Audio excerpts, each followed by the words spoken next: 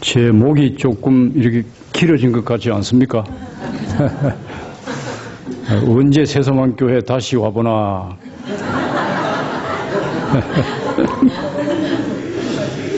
네, 그래서 목이 좀 길어졌습니다.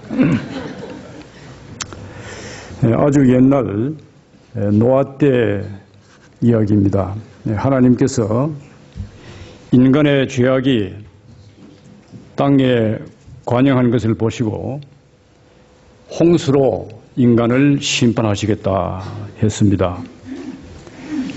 그러나 노아는 하나님의 은혜를 입어 방주를 지어서 홍수 멸망에서 구원받게 되었습니다. 이것이 창세기 6장의 내용입니다. 온 인류가 멸망할 때 이 방주로 말미암아 구원되는 노아의 이야기를 그냥 읽지를 마시고 영적으로 읽어보시라 하는 뜻으로 좀 영적인 해석을 하려고 합니다. 그런 의미에서 여기 방주는 교회를 말합니다.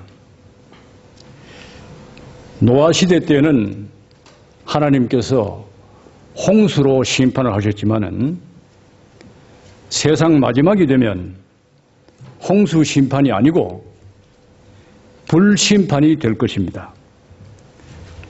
거기에 대해서는 베드로후서 3장 7절, 10절, 12절에 각각 나타나 있는데 베드로후서 3장 10절에 보시면 그러나 주의 날이 도적같이 오리니 그날에는 하늘이 큰 소리로 떠나가고 체질이 뜨거운 불에 풀어지고 땅과 그 중에 있는 모든 일이 드러나리로다 했습니다. 여기 체질이 뜨거운 불에 풀어지고는 체질이 뜨거운 불에 풀어지고 하나님 말씀은 NIV 영어 번역에는 The elements will be destroyed by fire. 이 한국말을 하다가 영어를 하려고 하면 버터를 발라야 되는데 지금도 제가 캐나다에 와서 산 지가 40년이 됐지만은 영어를 할 때는 영어가 빨리 잘 안 돼요. 네. 어쨌든 elements will be destroyed by fire. 네, 그러니까 여기 elements라는 이 말은 우리 번역에 체질이라고 되어 있는데 지구의 모든 구성 요소를 말합니다. 그 지구의 모든 구성 요소가 말세가 되면 불에 의해서 파괴가 된다. 그래서 간단하게 말씀드리면 지구의 불심판입니다. 그 불심판이 도적같이 오겠다고 그랬습니다. 홍수 심판과 불심판의 차이가 뭐냐 하면 노아 홍수 때에는 하나님께서 미리 홍수 심판이 있을 것이다. 예고를 했습니다. 예. 그리고 노아는 그 물 심판에 대비해서 오랜 시간 방주를 건조했습니다. 그래서 그 당시의 사람들도 그것을 보고 대비할 수 있는 기회를 주었습니다. 그럼에도 불구하고 노아 외에는 아무도 홍수 심판에 대해서 관심을 가지지 않았습니다. 그러다가 홍수 심판을 받았지요. 지금도 마찬가지입니다. 네. 세상 종말이 있다. 그리고 그 종말은 불심판이 될 것이다. 성경이 그렇게 예언을 하고 있습니다. 그리고 그 불심판은 도적같이 올 것이다. 그래도 안 믿어요, 사람들이. 아니, 이 멀쩡한 세상을 보고 왜 이 지구가 하루아침에 그렇게 불로 완전히 구성요소가 다 파괴가 된다고 하는가? 네, 믿지 않습니다. 자, 오늘 15절의 말씀 우선 노아가 지었던 방주를 보면 이렇습니다. 재료는 잣나무인데 그 길이가 300규빗이라고 되어 있어요. 이 300규빗은 미국에는 아직도 피트를 쓰죠. 카나다는 지금 메트릭을 씁니다만은 메트릭으로 하면은 137m 길이가 그렇고 광은 넓이는 75피트 그러니까 50규빗인데 75피트이고 미터로 하면은 22.86m. 이 방주의 높이는 30규빗인데 45피트 그러니까 13.7m입니다. 그러니까 3층 높이예요. 그리고 평수로 하면 한 900평쯤 되는 그런 방주예요. 14절에 볼 것 같으면 안에는 간들을 막았다 했는데 영어 번역에는 이 간들을 rooms라고 되어 있습니다. 방, room. 그리고 그 간들, 그러니까 방을 막았는데 그 막은 그 마기마다, 칸마기마다에는 뭘 칠했느냐? 역청을 전부 압박으로 칠했습니다. 이 역청이라고 번역이 되어 있는데 여러분들이 가장 알아듣기 쉬운 용어로 말할 것 같으면은 역청은 아스팔트입니다. 아스팔트를 칠했다는 거예요. 그런 이제 말하자면 이제 물을 잘 막는 그런 물질을 칠했다는 것입니다. 물이 새어 들어오지 못하도록 그렇게 전부 역청으로 아스팔트로 코팅을 한 거예요. 그래서 여기에서 두 가지만 영적으로 생각을 하려고 합니다. 방주만 만들면 사는 것이 아니고 방주가 방주의 역할을 제대로 할 수 있도록 건조가 되어야 됩니다. 이것은 교회가 세워지면 다 교회가 되는 것이 아니고 교회의 역할을 제대로 할 수 있어야 교회가 살고 또 그 교회 공동체가 교회다운 교회가 된다는 것입니다. 자, 첫째로 볼 것 같으면은 금방 말씀드린 대로 그렇게 이제 3층 높이의 간들을 막고 900평 정도 되는 큰 그런 방주를 지었어요. 거기에 간들을 막았다. 룸을 만들었다. 동물이 들어갈 방, 뭐 날짐승이 들어갈 방, 몇천 마리가 들어가는지 모르죠. 또 사람이 들어갈 방, 그렇게 만들었을 것입니다. 여기에 룸을 만들었다, 그 간들을 막았다 하는 이것은 영적으로 어떤 뜻을 우리에게 영적으로 어떤 뜻을 함의하고 있는가 할 것 같으면은 질서를 말하는 것입니다. 그 방주를 짓고 그 안에 간들을 막았다. 질서를 말하는 거예요. 질서를 통한 생존 방식을 말합니다. 예를 들면 방주를 지어놓고 간들을 막지 않고 짐승과 날짐승과 사람이 전부 같이 어울려서 있어 보세요.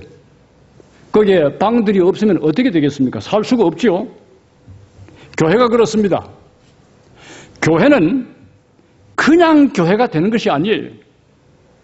질서가 있는 교회가 되어야 되는 거예요. 역사상에 수많은 교회가 세워졌다가 사라졌습니다. 그 이유는 교회 안에 질서가 무너졌기 때문에 그런 거예요. 이 질서가 무너졌다는 말을 다른 말로 하면은 영적 혼란을 말합니다. 구약시대의 예를 들어보겠습니다. 구약시대의 열왕 가운데 남왕국 열왕들 가운데 우시아라고 하는 왕이 있었어요.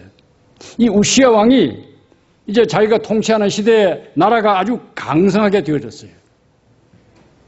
이 사람의 마음이라고 하는 것은 좀 강하게 되고 잘 되면 금방 교만해지는 습성이 있어요. 우시아 왕 역시 마찬가지였습니다. 나라가 왕성해지니까 그만 마음이 교만해졌어요. 그래서 성경에 있는 말씀을 그대로 말할 것 같으면은 마음이 교만하여 악을 행하여 하나님께 범죄했더라. 무엇 때문에? 강성해지니까, 강해지니까, 파워가 있어지니까. 그래서 어떻게 했는가? 제사장만 하나님께 분향할 수 있는데 자기가, 왕인 자기가 제사장을 물리치고 자기가 성전에 들어가서 분향하려고 했습니다. 큰일 났죠. 그래서 제사장 아사랴가 다른 제사장 80명을 데리고 들어가서 왕이여, 이러지 마세요. 제발 이러지 마세요. 왜냐하면 제사장만 분향할 수 있는데 왕이라고 해서 분향을 하려고 하니까 목숨을 걸고 80명의 제사장과 함께 막으려고 한 거예요. 그 우시야 왕을 막으려고 한 거예요.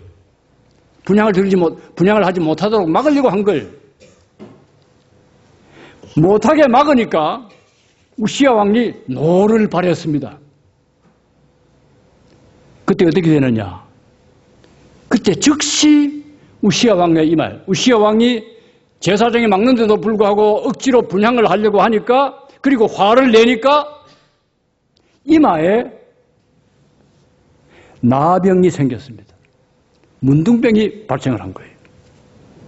갑자기. 그래서 제사장들이 이 이마에 문둥병이 갑자기 이렇게 생기니까 제사장들이 그 우시야 왕을 성전에서 빨리 나가도록 그렇게 했습니다. 그래서 그 우시야는 죽는 날까지 나병 환자로 있다가 죽었습니다. 이건 뭘 말합니까? 질서를 파괴해서는 안 된다는 거예요. 왕이라고 해서 제사장의 일을 함부로 침범해서는 안 된다는 것입니다. 이 교회 원리예요. 예. 또 다른 예를 들면은 이것은 좋은 예인데, 부산에 가면은 초량교회가 있습니다. 그때 초량교회에 이제 신사참배 반대를 하시고 평양 감옥에서 나오셨던 한상동 목사님이 초량교회를 심호할 때예요. 그러니까 6.25 사변 동란 중입니다. 이게 우리 젊은 우리 교우님들은 6.25 사변이 언제 발생해서 언제 끝나는지 혹 잘 모르시는 분이 계신지 모르겠는데 1950년에 6.25 전쟁이 일어나서 이제 1953년에 끝이 났죠. 그 동란 중인데, 그래서 정부가 서울에 있지를 못하고 부산에 내려와 있었어요. 임시로. 부산에 내려와 있으니까, 정부가 부산에 내려와 있으니까 이승만 대통령도 같이 부산에 내려와 계시는 거예요. 그래서 이승만 대통령이 초량교회 예배를 한번 오셨어요. 예배 오셨는데 이제 설교가 끝나고 난 다음에 교인들을 소개하는 시간입니다. 한상동 목사님이 오늘 이승만 대통령께서 이 예배에 오셨다고 소개를 했어요. 그리고 그 자리에서 일어나셨어요. 인사를 했습니다. 그 자리에서. 예. 앉은 그 좌석에서 그냥 일어나셨다가 앉으셨어요. 그 일화는 유명합니다. 그런데 무엇을 제가 얘기하려고 하냐 할 것 같으면은 대통령이 오셨으니까 보통 사람들이 생각할 때는 당연히 그 좌석에서 일어나셔가지고 강단에 오셔서 인사를 하도록 하는 것이 예의라고 생각을 했단 말입니다. 아시겠습니까? 여러분들도 상식적으로 그런 생각이 안 드세요? 그런데 그 한상동 목사님이 대통령이라도 이 강단에는 아무나 올라올 수가 없다. 그래서 좌석에서 인사를 시켰다. 그 말입니다. 그것이 아주 유명한 일화로 남아있어요. 이것은 뭘 말하느냐? 질서입니다. 질서. 대통령이라도 교회에 오면은 똑같은 교인이에요. 강단에 함부로 올라올 수 있는 자리가 아니에요. 자리에 올라올 수 없는 거예요. 네. 질서가 무너진 대표적인 교회가 신약 성경에 나오는 고린도 교회였습니다. 그 교회는 첫째, 파당이 있었습니다. 파당. 나는 아볼로파다. 나는 게바파다. 나는 바울파다. 나는 예수파다. 파가 몇 개입니까? 예? 파가 몇 개예요? 네 파가 됐단 말이에요. 나는 누구 파요? 아볼로파. 나는 게바파. 게바는 베드로예요, 베드로. 베드로의 다른 이름이 게바예요. 또 나는 바울파다. 나는 예수파다. 네 파당이 생겨서 서로 분쟁하고 다투었습니다. 예. 그 질서가 무너지는 거죠. 그 질서가 무너진다는 것은 교회 안에 영적인 혼란이 왔다는 것이죠. 그 다음에 또 고린도 교회는 음란 사건이 생겼습니다. 이 교회가 이 영적으로 혼란하게 되면 온갖 현상이 다 나타나요. 음란 사건이 생기는데 교인 가운데 누가 자기 아버지의 아내와 통관을 했어요. 예. 간음을 했단 말입니다. 예, 어떤 그 해석에 의하면 아버지의 아내지만은 그 친어머니가 아니고 계모였다. 예, 그런 그 해석을 하는 분들이 있어요. 아, 계모는 뭐 자기 어머니 아닙니까? 예. 어쨌든 아버지의 아내거든요. 그 아버지의 아내와 간음한 교인이 고린도 교회 안에 있었던 거예요. 예. 이것은 가정윤리를 완전히 파괴하는 그런 행위죠. 예. 그럼에도 불구하고 고린도전서 5장에 볼 것 같으면은 그러한 사실을 그 교회가 회개하고 통한히 여기지 아니하고 그 당사자를 징계하지도 않았다. 그렇게 말씀하고 있어요. 그 다음에 또 고린도 교회는 어떤 일이 있었는가? 성도끼리 세상 법정에 가가지고 소송하는 사건이 생겼습니다. 이건 고린도전서 6장에 나오는 말씀입니다. 성도끼리 세상 법정에 가가지고 서로 고소를 한 거, 맞고소를 한 거예요. 요즘 한국의 변호사들은 교회 때문에 먹고 산다 할 정도로 분쟁과 소송이 많습니다. 아주 최근 뉴스입니다. 이것은. 예. 최근에 이제 많은 신학자들이 모여가지고 신학 포럼을 하면서 한 얘기예요. 예. 또 고린도 교회는 성찬과 애찬에서 교인들 사이에 부자 교인과 가난한 교인들 서로 차별을 했어요. 이렇게 문제가 많은 교회가 고린도 교회였습니다. 예. 그리고 또 성령의 은사를 남용을 했어요. 이러한 무질서에 대해서 사도 바울은 고린도전서 14장 33절에 말하기를 하나님은 어지러움의 하나님이 아니시오 오직 화평의 하나님이시니라 하고 난 다음에 같은 고린도전서 14장 40절에는 모든 것을 적당하게 하고 질서대로 해라. 질서대로 해라. 네. 노아의 방주에 룸을 만들고 거기에 간들을 막음으로써 질서를 유지하고 그 질서를 통해서 150일 동안 물 위에 떠 있었는데 150일 동안 5달이죠. 150일 동안 물 위에 떠 있는데 그 질서가 무너지면은 방주는 만들었지만 그 안에서 다 죽은 거예요. 그래서 간들을 막았더라. 질서입니다. 교회도 마찬가지입니다. 교회가 존재하는 방식이 그렇다는 거예요. 하나님께서 그러한 질서를 우리에게 주셨다는 거예요. 우리 세송한교회는 우리 이사 장로님들이 많이 계시니까 저는 이학에 대해서는 전무식이지만은 들은 상식으로는 몸도 그래요. 몸도 몸 안에 예를 들면 정상세포가 있는데 어떤 세포가 돌연변이가 되면 그것이 암이 될 수가 있다. 그런 정도로 제가 상식을 들었는데 혹 제가 잘못 말했으면은 김 목사님이 영 모르네. 그러실지 모르겠습니다. 진짜인지 가짜인지. 아무튼 돌연변이 세포가 생기면 그것이 암이 될 확률이 있다. 아무리 훌륭한 방주를 건조했어도 안에서 질서가 무너지면 생존할 수가 없는 거예요. 교회 역시 마찬가지입니다. 아무리 훌륭한 조직, 또 이 서양 교회들 얼마나 아름답게 잘 지어 놓았습니까? 아름다운 건물, 교인, 중요합니다. 그러나 교회 안에 질서가 무너지면은, 영적으로 혼란해지면은 그 교회는 오래가지 못한다는 거예요. 그러므로 교회는 어지럽지 않고 화평한 중에 질서 있게 나아가야 되는 것입니다. 두 번째는 역청을 칠했습니다.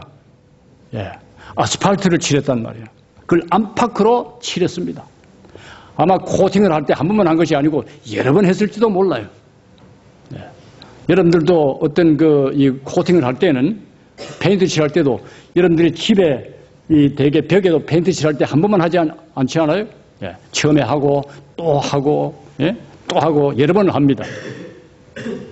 역청을 칠하는데 물이라고 하는 것은 아주 조그만한 미세한 틈만 생겨도 스며들어오는 속성을 가진 것이 물이에요. 그래서 역청을 안과 밖으로 칠한 것입니다. 금방 말씀드린 대로 창세기 6장 24절을 볼 것 같으면 물이 150일 동안 땅에 창일했습니다. 교회도 그와 같습니다. 역청을 안팎으로 칠해야 됩니다. 이것은 다른 말로 하면 역청을 칠한다는 말은 무엇인가? 세상 풍조가 교회 안에 밀려 들어오지 못하도록 함을 의미하는 것입니다. 교회가 누가 교회입니까? 이 건물이 교회예요? 아니에요. 여러분들 한 분 한 분이 교회예요. 내 속에, 그러니까 간단하게 말씀드리면 교회인 나 속에 세상 풍조가 밀려 들어오지 않도록 항상 나는 역청을 칠해야 되는 거예요. 세상 풍조가 그럼 뭐냐? 죄입니다. 죄가 교회 안에 들어오기 시작하면 그 교회는 오래가지 못합니다. 성도의 신앙생활도 내 속에 죄가 들어오기 시작하면 내 신앙은 은혜에서 떨어지게 되는 거예요. 그래서 역청을 칠해야 된다는 것입니다. 기독교 역사상의 쇠멸한 교회들은 이 역청칠하는 일을 잘 못해서 그렇게 된 것입니다. 뭐 예배당을 잘 못 지어서 그런 게 아니에요. 구라파에 가보세요. 얼마나 아름다운 교회들 잘 지어놨어요. 근데 왜 교인이 없습니까? 왜 극장으로 팝니까? 예배당을. 역청칠하는 일을 부지런히 계속해야 되는 거예요. 하루만 하는 것이 아니고 열흘만 하는 것이 아니고 10년만 하는 것이 아니고 예수님 오실 때까지 역청칠하는 일을 계속해야 돼요. 옛날 소아시아의 7 교회들이 지금 어디에 있습니까? 없거든요.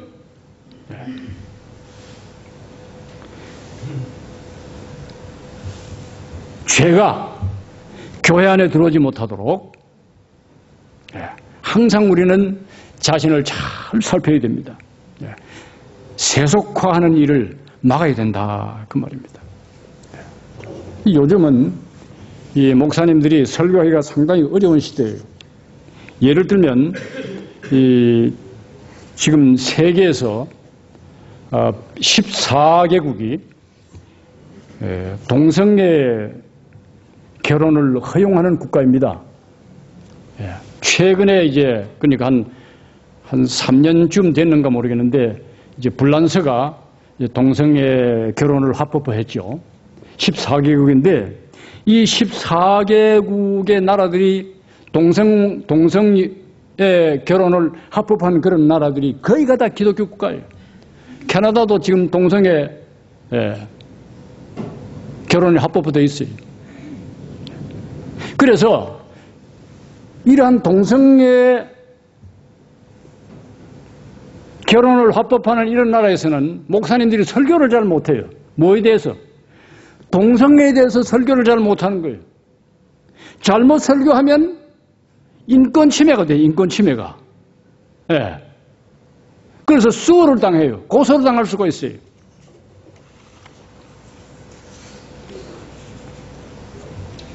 그렇기 때문에 죄에 대한 설교를 잘 하질 않습니다.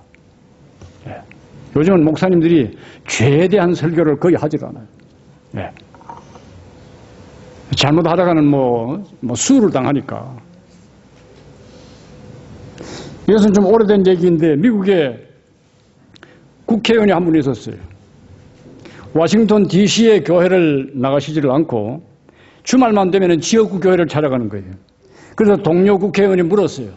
아니 당신은 어떻게 해서 이 가까운 워싱턴 DC에도 교회가 많이 있는데 그렇게 자꾸 주말마다 그렇게 지역구에 내려가서 예배를 하고 오느냐고. 그랬더니 그 국회의원이 대답하기를 제가 가는 그 교회, 지역구의 교회 목사님은 죄에 대해서 설교하기 때문에 제가 갑니다.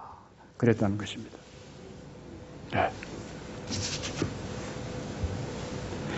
방주, 즉 교회는 잘 건조를 했는데 역청을 취하지를 않았습니다.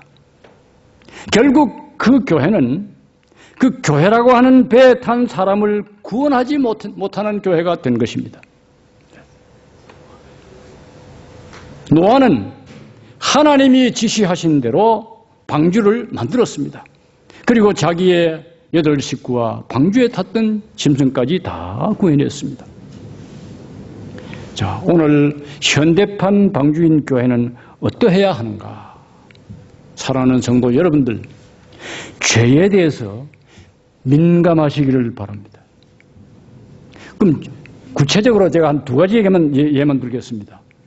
죄가 뭐냐? 물론 하나님의 말씀에 불순종하는 것이 죄인데 좀 더 알아듣기 쉬운 말씀을 드리면 말을 하는 것은 죄가 아닙니다.